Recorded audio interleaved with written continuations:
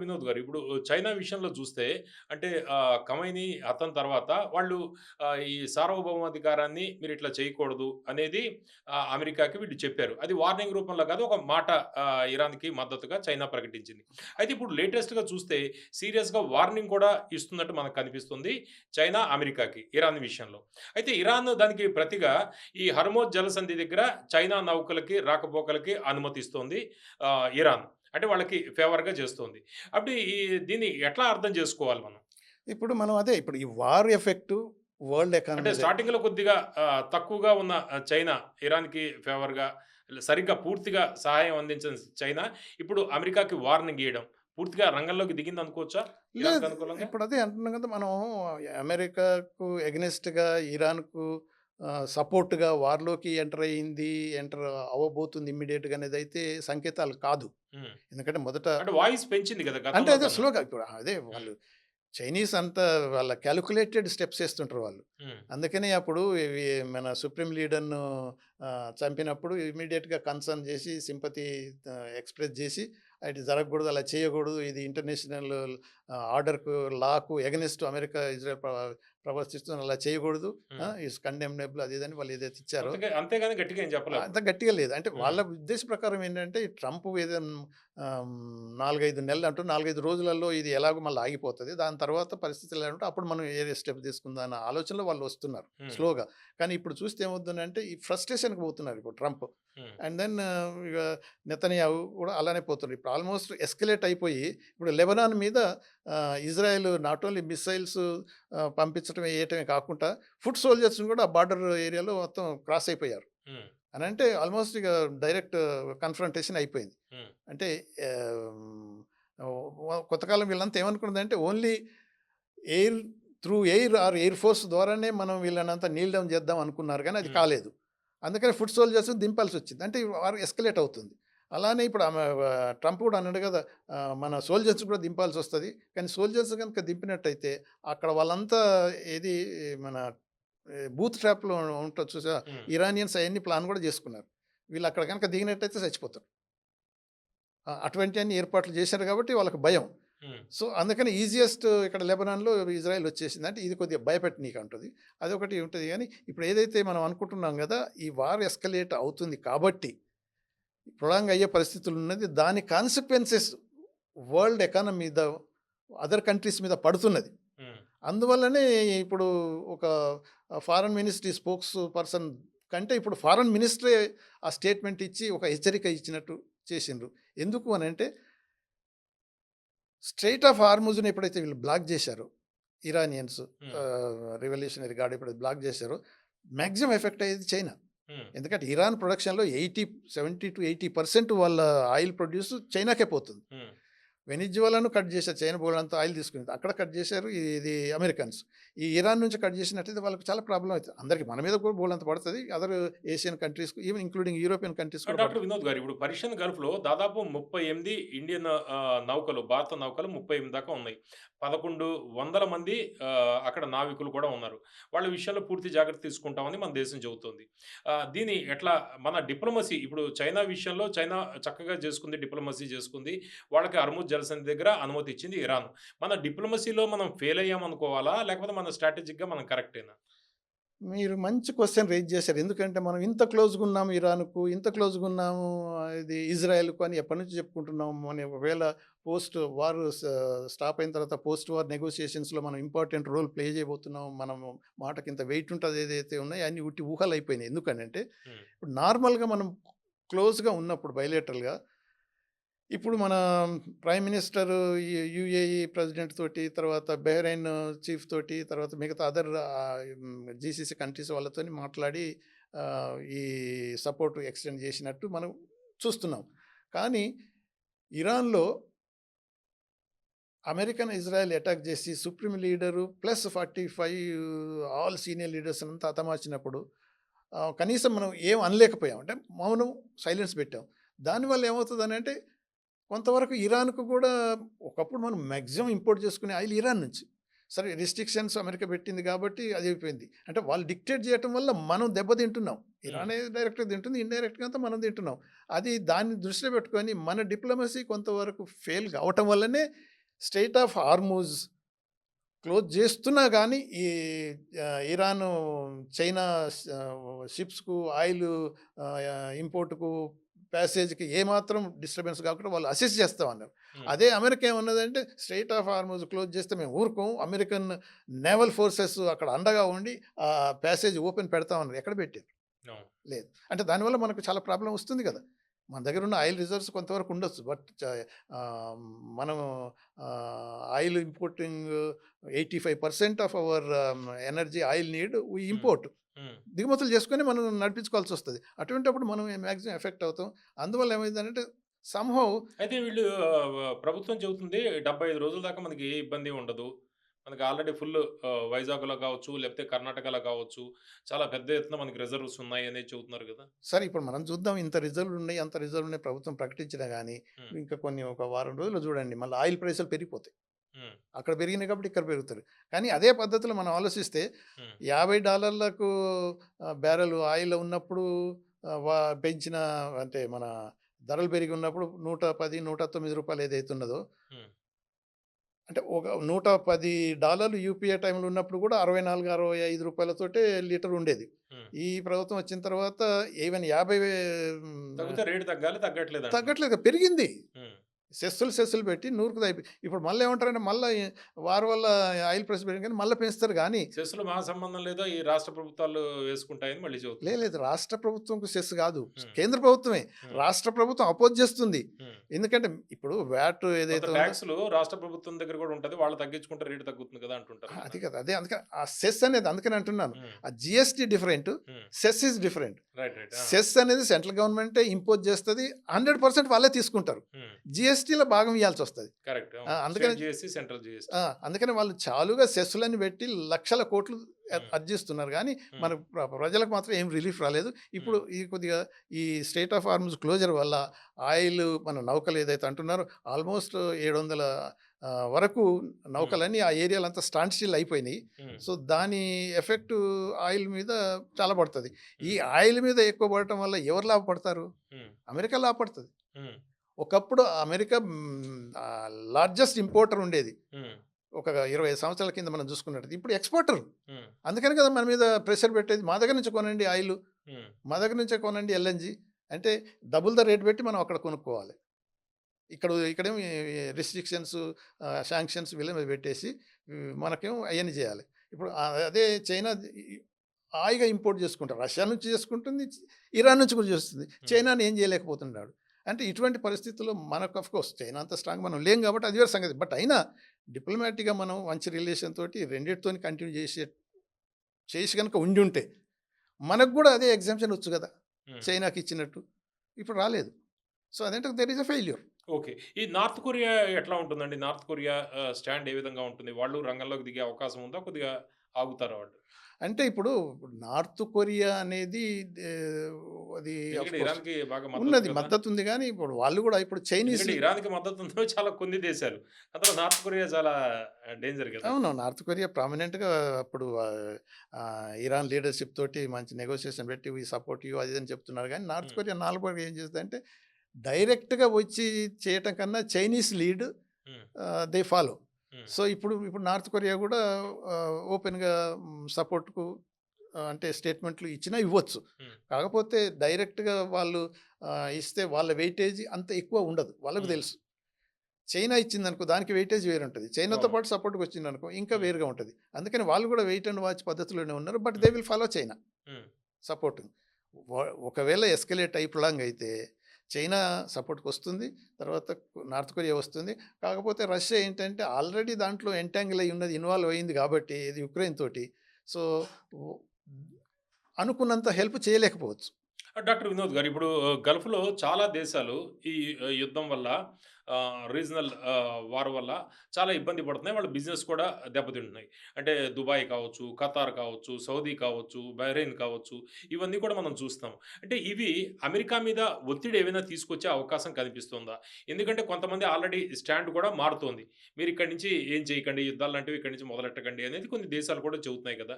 వీటిల్ని ఈ దేశాలు అమెరికా మీద ఒత్తిడి పెంచే అవకాశం ఏదైనా కనిపిస్తుందా? నేచురల్‌గా అండి. ఇప్పుడు మనం ఒకసారి కొద్దిగా డీప్గా పోయినట్టయితే ఈ వార్ జరగక ముందు నుంచి కూడా హ్మ్. ఈ గల్ఫ్ కంట్రీస్ కొంతవరకు అమెరికాకు చెప్తున్నది ఏంటంటే ఇది ఇరాన్ మీద అటాక్ చేయకండి, చేస్తే కనుక వాళ్ళు ఆటోమేటిక్గా మీ స్థావరాల మీద అటాక్ చేస్తామని ఓపెన్గా అంటున్నారు కాబట్టి హ్మ్. దాని మీదనే కాకుండా మిగతా ఏరియాలు కూడా పడతాయి. హ్మ్. అటువంటిప్పుడు ఏమిటంటే ఈ ఏరియా పీస్ఫుల్ ఏరియా, మంచి సేఫ్ అండ్ సెక్యూర్ అని ఏదైతే ఇన్వెస్టర్స్ వచ్చి ఇక్కడైతే ప్రాస్పరస్గా అవుతున్నామో ఆయిల్ బిజినెస్ ఇప్పుడు సింపుల్.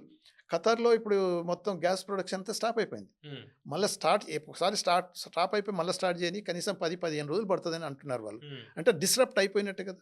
అవును. అలాంటప్పుడు ఇప్పుడు దుబాయ్ మీద అటాక్ అయిపోయింది. ఆ దుబాయ్లో అటాక్ అయిపోయినప్పుడు అంతా ఒకప్పుడు ఏమనుకుంటారు అది ఒక ప్యారడైజు, అక్కడ ఏం ఉండదు, అంత hmm. Peace and safest safest area, one can do మంచి బిజినెస్ 24 టూరిజం సెంటర్. అదే one can do business 24 hours without any fear and hmm. Safest అని. ఇప్పుడు ఏమైంది అంతా ప్రజలకు అమెరికా ప్రొటెక్ట్ చేయలేకపోయింది.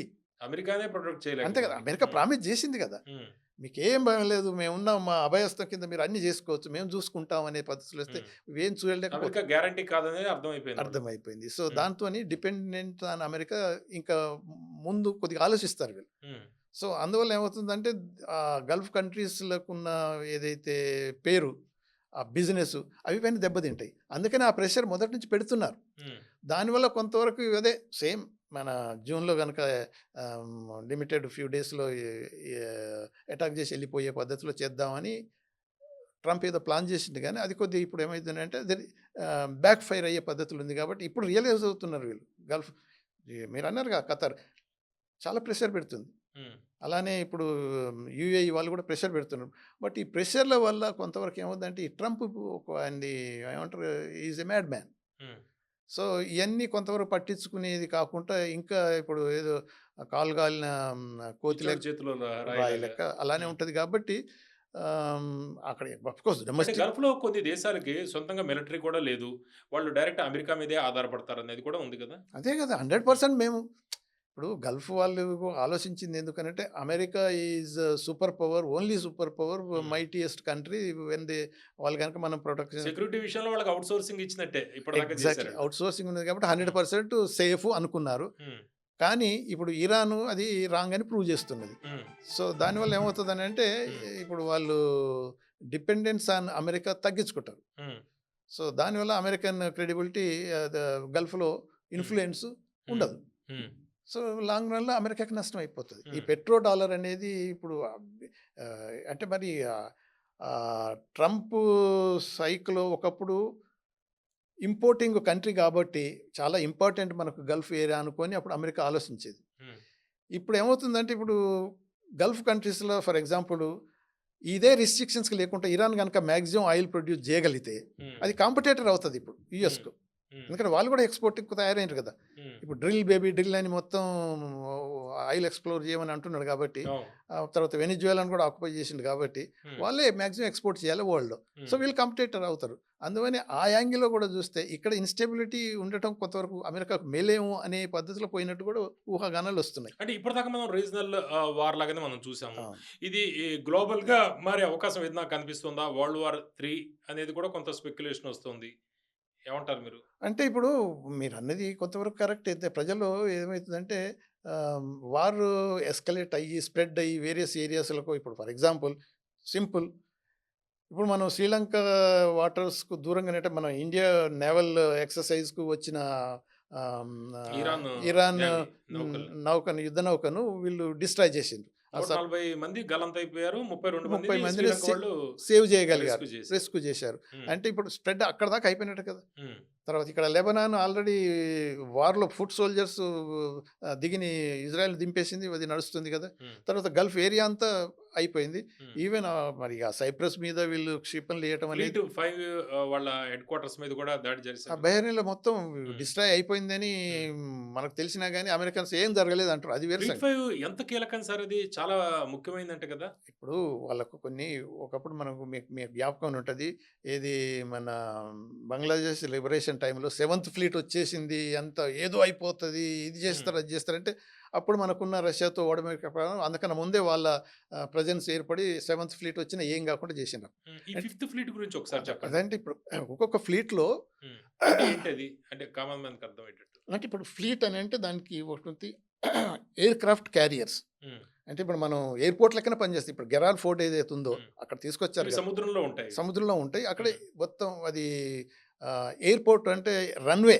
హ్మ్. అక్కడ దిగొచ్చు, ఆపరేట్ చేయొచ్చు. తర్వాత రాడార్స్ ఉంటాయి. హ్మ్. రాడార్స్ ఎలా ఉంటాయంటే ఎనీ ఫారెన్ ఆబ్జెక్ట్ స్కైలోకి వెళ్ళగానే ఇది గమనిస్తది. హ్మ్. అది ఫారెన్ ఆబ్జెక్ట్ అయితే ఇమ్మీడియేట్‌గా మిస్సైల్ పోయి కొట్టి దాన్ని న్యూట్రలైజ్ చేసేస్తాయి. హ్మ్.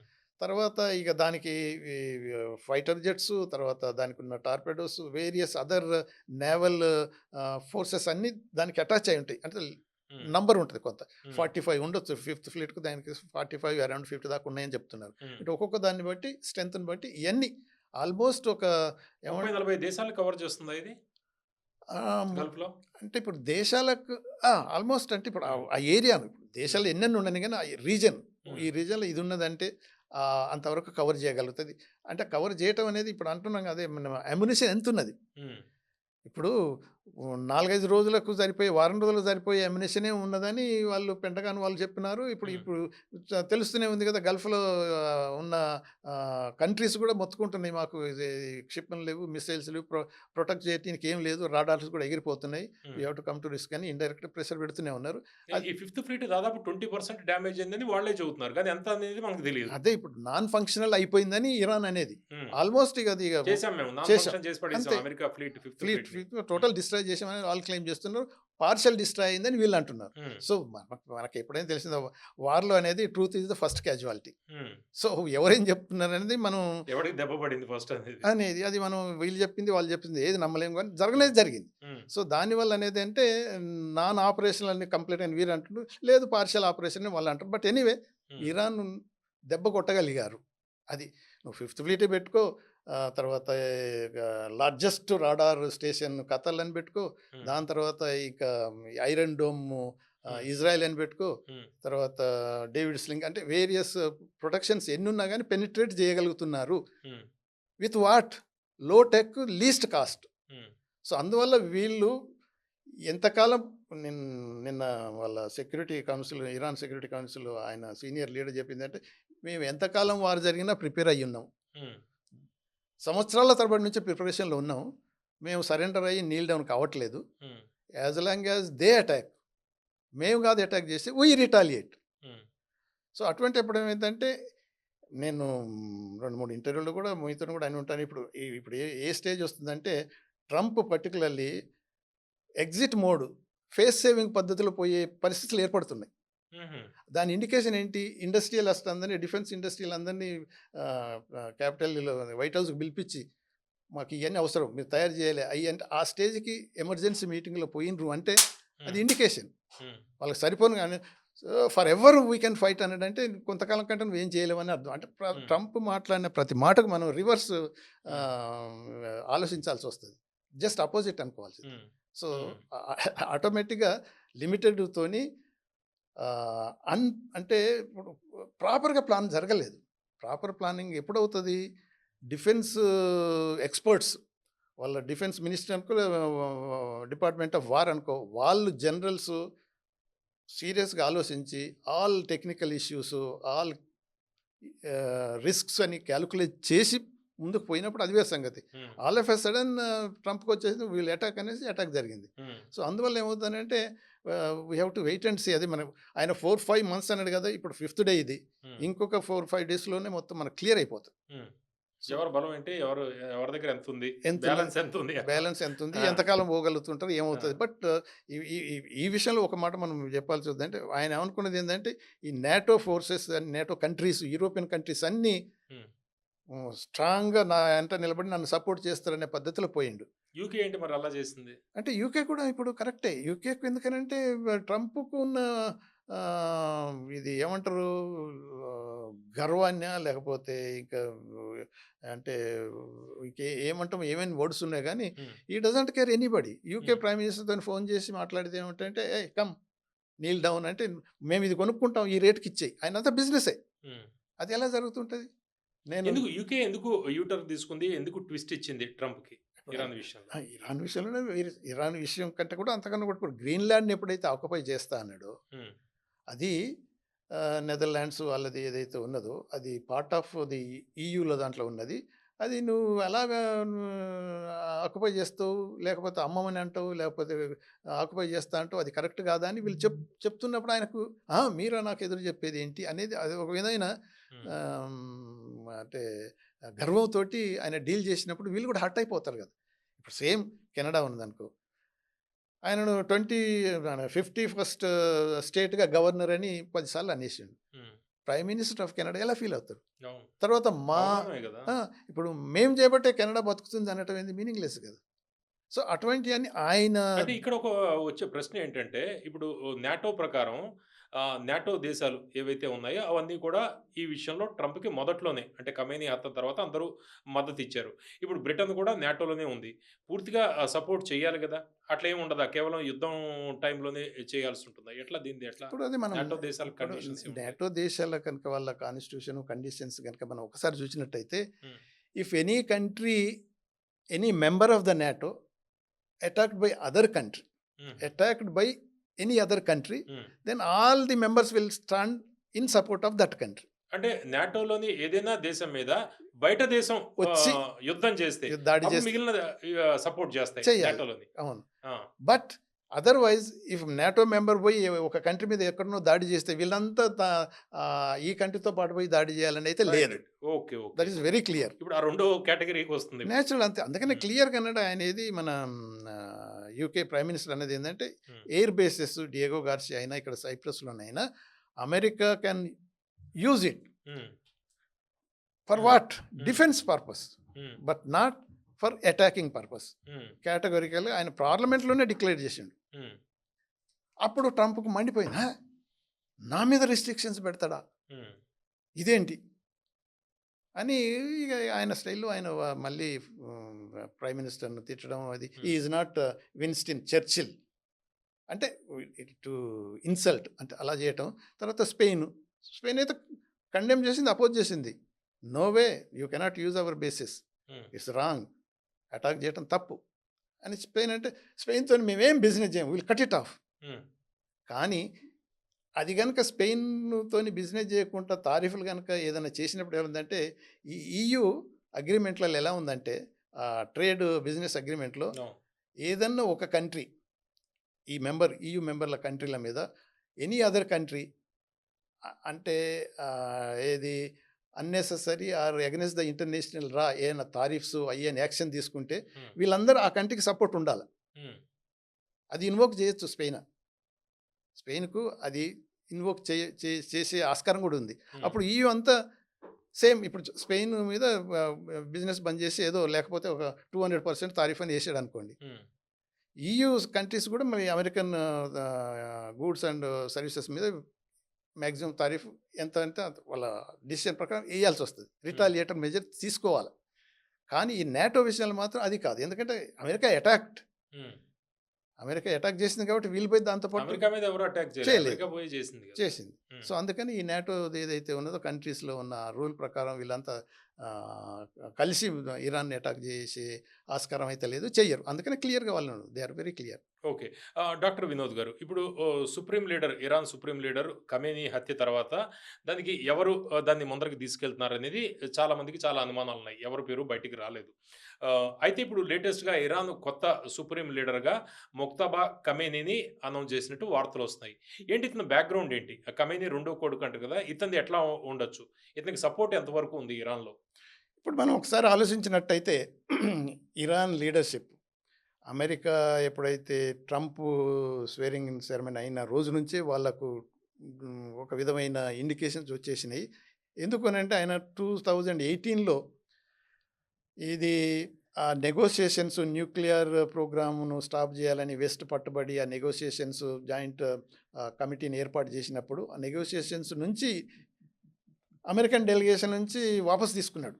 Come back no more practising అప్పుడే ఇండికేషన్ ఇచ్చాడు. హ్మ్. అప్పటినుంచి హ్మ్. ఇరాన్‌కి ఏంటంటే ట్రంప్ మళ్ళీ సెకండ్ టైమ్ వచ్చాడు కాబట్టి ఈ will do some nasty thing and attack చేయొచ్చు అనే పద్ధతులు ఉన్నారు కాబట్టి హ్మ్. వీళ్ళు ఏం చేశారంటే దే ఆర్ ఇన్ ప్రిపరేషన్. హ్మ్. మనకు ఉన్న ఇన్ఫర్మేషన్ అంటే ఇదంతా పెద్ద పబ్లిక్‌గా రాకపోయినా గానీ హ్మ్.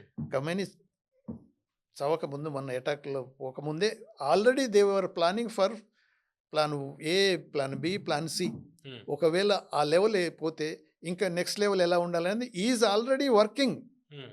ఈయన సన్ను ఈ అంటే పబ్లిక్‌గా ఈ బయట కొత్త సుప్రీం లీడర్‌కి పూర్తి అనుభవం ఉంది.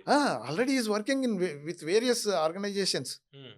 On behalf of supreme leader ఫాదరే కాబట్టి. హ్మ్. He is involved in everything. Revolutionary guards పూర్తి support. Under control. They are hmm. All supporting him. Hmm. Various organisations ఉన్నాయి. కాకపోతే ఏందనంటే కొంతమంది ఏమంటున్నారంటే మామూలుగా ఓల్డ్ జనరేషన్ ఉన్న అంత హార్డ్‌గా ఉండకపోవచ్చని ఒక వింగ్ అంటున్నారు. హ్మ్. కానీ ఓల్డ్ జనరేషన్ వాళ్ళ ఫాదర్ కంటే కూడా ఈయన ఎక్కువ ఒక్కోసారి అగ్రెసివ్. అగ్రెసివ్‌గా పోతున్నాడని ఇంకా కొన్నొస్తది. హ్మ్. అయన్నీ ఇప్పుడంటే ఆయనంటే ఫాదర్ ఉన్నాడు కాబట్టి ఆయన నడిపిస్తుంటే ఆయన తరపు నుంచి ఈయన పోయిన యాక్ట్ చేసింది వేరు. బట్ హ్మ్. ఇప్పుడు ఈయన వచ్చినప్పుడు కమాండింగ్‌లోకి వచ్చినప్పుడు తర్వాత ఈ పరిస్థితులలో ఎలా యాక్ట్ చేస్తాడనేది మనం ఇప్పుడు ఏం చెప్పలేం. హ్మ్. So most probably same policy continue అవుతది. హ్మ్. దాంట్లో దే అంటే పోయి సరెండర్ అయ్యి ఏదో చేసుకునేది అదైతే కాదు. సో ఏదైతే సిస్టమ్ ఉన్నదో అదే కాకుండా ఇప్పుడు ఏమవుతుందంటే ఒకప్పుడు సుప్రీం లీడర్ ఆయన ఉన్నప్పుడు సరే మంచో చెడో ఏదో అలా నడిచిపోయింది. ఇప్పుడు నిన్న ఒక న్యూస్ వచ్చింది ఏంటంటే ఇప్పుడు స్ట్రెయిట్ ఆఫ్ హార్మోజ్‌లో ఇప్పుడు రివల్యూషనరీ గార్డ్ వాళ్ళంతా అంటే రిస్ట్రిక్షన్ పెట్టి షిప్స్ మీద దాడులు చేయటం అయ్యింది హౌతీలు. హౌతీ అది అది అది మనం సెకండ్ మాట్లాడదాం. హ్మ్. ఎందుకంటే అది మనం ఏమంటామంటే ప్రాక్సీస్. హ్మ్.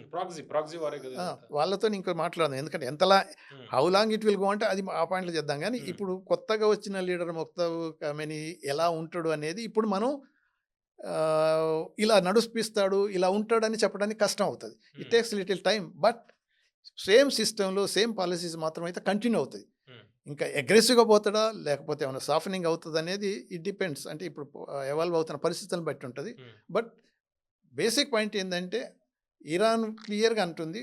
వి are not going to surrender. As simple as that. మరణము, స్వర్గము అంటే అనేది ఒక పద్ధతిలో మరణమా స్వర్గమా అన్నట్టు. అంతే వీర స్వర్గం. వీర స్వర్గం.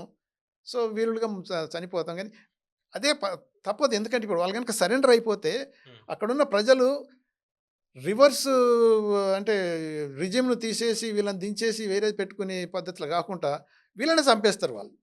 డాక్టర్ వినోద్ గారు, మనం ఇతర దేశాల్లో ఇటువంటి కండిషన్స్ వస్తే ఎప్పటికో వాళ్ళు హ్యాండ్స్ అప్ అని చెప్పేసి చేతులు ఎత్తేసేవాళ్ళు. ఇరాన్ ఎందుకు ఇంత స్ట్రాంగ్‌గా నిలబడింది? వాళ్ళ చీఫ్ సుప్రీం పోయినా కూడా ఇంత గట్టిగా నిలబడిందంటే ఏంటది అక్కడ? ఇప్పుడు అదే మనం ఒకసారి ఆలోచించాలి. పర్షియన్ కల్చరు తర్వాత మనకి ఇండియన్ కల్చర్ తోటి మనకున్న రిలేషన్స్ తోటి కూడా వాళ్ళు కూడా they are proud people, proud nation. హ్మ్.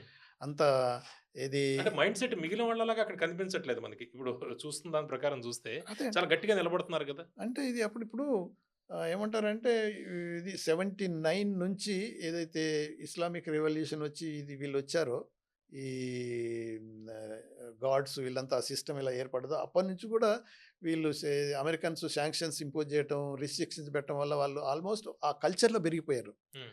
తర్వాత ఈ సిన్స్ లాస్ట్ 2 డికేడ్స్ ఈ అమెరికన్ ప్రెషర్ ఇది ఎక్కువైనంత కాలం ఎక్కువవుతుంటే ఏందంటే వాళ్ళు వార్ కల్చర్‌లోనే పెరిగిండ్రు. ఓహ్! రైట్. ఆ! ఇప్పుడు మనం అనుకున్నాం గదా! ఏది ఇన్ని డ్రోన్‌లు, ఇన్ని మిసైల్స్ అంటే ఈ రోజొచ్చింది గాదు. ఆల్మోస్ట్ 10, 15 ఏండ్ల నుంచి ఇయన్నీ తయారవుతున్నాయి. హ్మ్. వాడు అలవాటు పడిపోయాడు ఆ! దానికి. హ్మ్. War economy.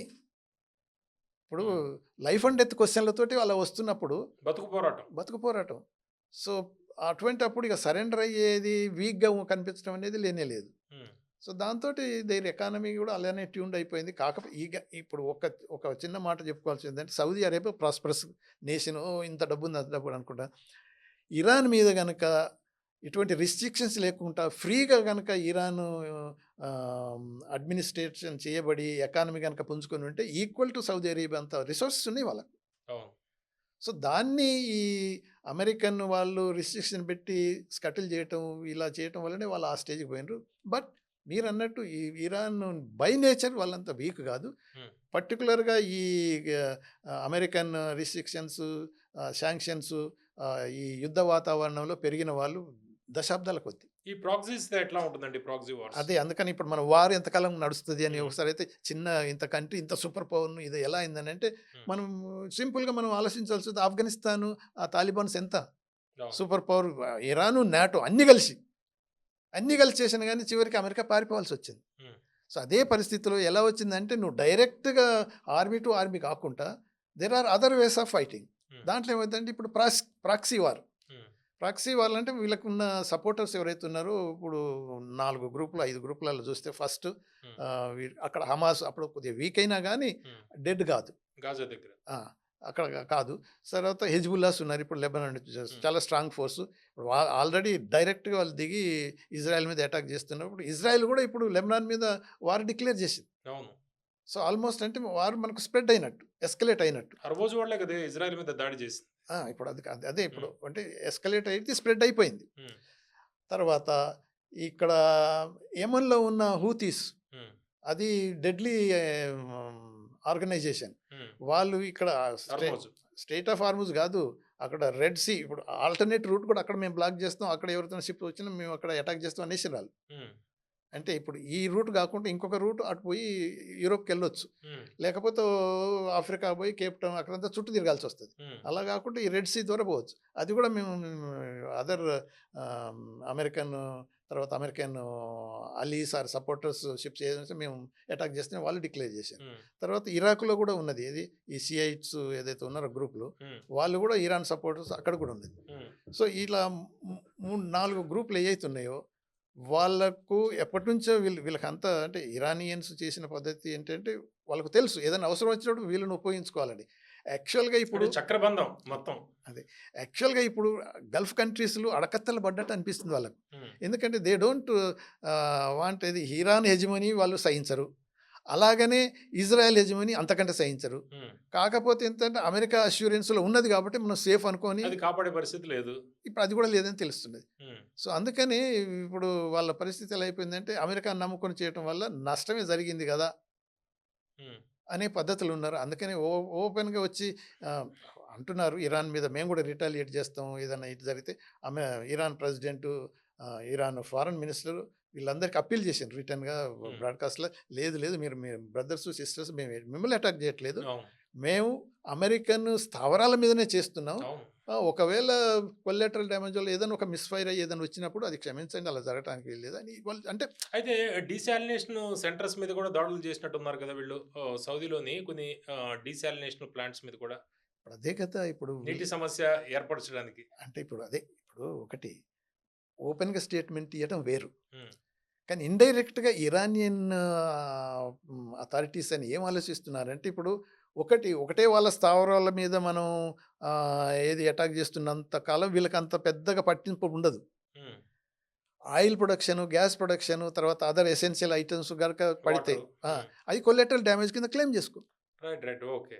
ఏదో దాన్ని కొడితే మీ డీశాలినేషన్ ప్లాంట్ అంతే. డ్యామేజ్ అంతే. అయిందని చెప్పొచ్చు. అందుకని ఆ స్టేట్మెంట్‌లు కూడా చూస్తుంటాం కదా! హ్మ్. ఇక వార్‌లో ఎందుకంటే మీరు అంబాసిడర్‌గా కూడా చేశారు కాబట్టి మీకు అవగాహన ఉంటది. ఎట్లా డిప్లొమసీ ఎట్లా ఏంటి అనేది. అంతే కదా! ఇప్పుడు ఆ! వార్‌లో కొన్ని కొన్ని ఇప్పుడు ట్విస్ట్ చేసి చెప్పకపోతే అది మీరనుకున్నది నడిపించలేరు. హ్మ్. మేము అటాక్ చేయట్లేదు. ఒకవేళ కొల్లెటరల్ డ్యామేజ్ అయితే వీఆర్ సారీ అని అదేదో వేరే విధంగా ఉంటది తప్ప, హ్మ్.